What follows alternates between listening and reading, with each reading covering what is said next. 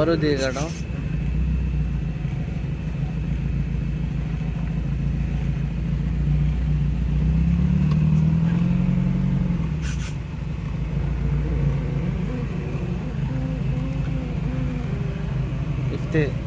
তোমার নাম কি? কাউসার না?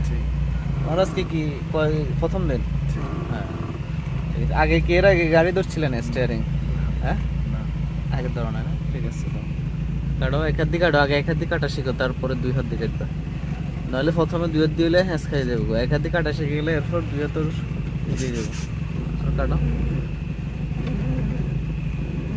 হ্যাঁ, হাতের তালু দিয়ে এইভাবে এইভাবে এই জিনিস যেটা আছে এই যে এইভাবে হাত দিবা, দেওয়ার পরে এইভাবে আবার এইভাবে।